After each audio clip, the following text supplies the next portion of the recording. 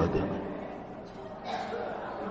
तो प्रश्न है कि दूसरा सवाल है, अगर हम किसी को या कोई दूसरा व्यक्ति हमें गलती पर या हमारे किसी भी कृत्य के लिए क्षमा कर देता है तो भी कर्म बंद होता है क्या? किसी के क्षमा करने से अपराध निरपराध में नहीं बदल जाता। किसी का कोर्ट ने तुम्हें बरी कर दिया किसी मर्डर केस में, तो तुम उस हत्या के पाप से बरी नहीं हो सकते, क्योंकि तुम्हारा परिणाम जो था वो तो कसाय युक्त था। ये सामने वाले की उदारता है कि उसने माफ कर दिया। फॉर एग्जाम्पल, राजा सैनिक ने मुनि महाराज के गले में सर्प डाला, तो महाराज ने उसे माफ किया था कि नहीं?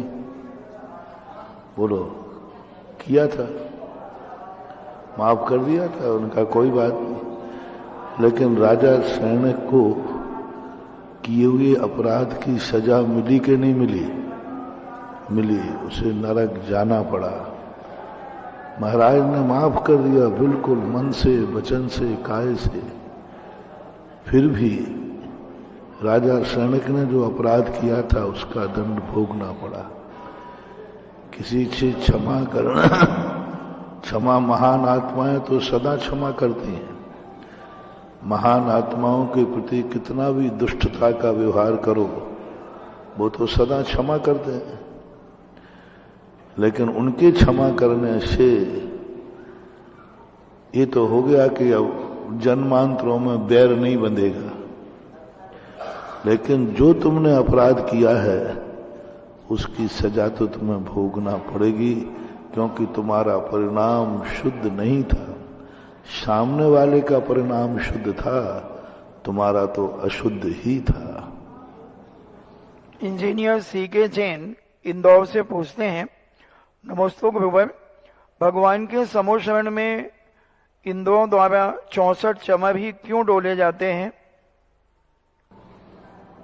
तो तुम्हें एक ज्यादा हो तो 65 कर लेना, कम हो तो 63 छोड़ देना, और क्या बोलना।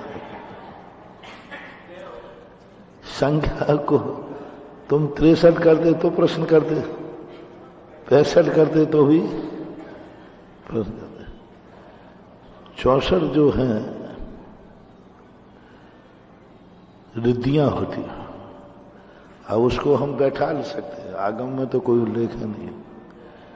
64 रिद्धियां होती हैं। उन 64 रिद्धियों के धारी तीर्थंकर होते हैं, इसलिए 64 चरण जोड़ते हैं।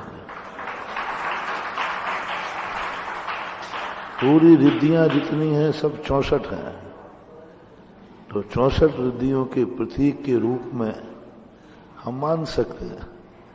तो ये तो हमारा नजरिया है कि उन 64 को हमें क्या प्रतिबिंब करना है, क्या प्रतिरूप करना है। कुछ चीजें ऐसी होती हैं जो नियोगी होती हैं।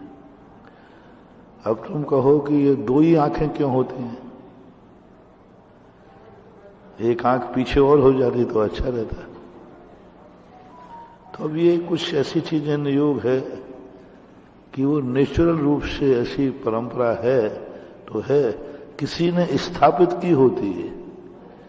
तो प्रश्न उठता, ये स्थापित नहीं की, ये अनादि काल से नेचुरल परंपरा चल रही है, सो चल रही है। राजीव जैन डॉक्टर मगन जैन आष्टा से पूछते हैं, नमस्ते महाराज जी, संकल्प मन से लिया जाता है अथवा बुद्धि से?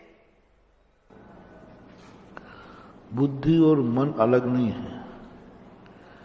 मन से जो उपस्थिति है उसी का नाम तो बुद्धि है।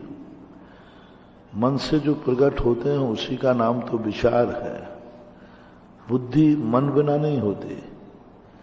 इसलिए मन से उत्पन्न हुई बुद्धि संकल्प करती है, तब वह संकल्प के रूप में माना जाता है। बीके जैन कैलिफोर्निया अमेरिका से पूछते हैं, नमस्ते महाराज जी, पूर्व में महिलाएं जब विधान हुआ करते थे तो माताएं बहनें मारने के ऊपर अर्घ नहीं चढ़ाया करती थी, ऐसा वर्जित सा था। मगर अब देखने में आता है कि सभी माताएं बहनें अर्घ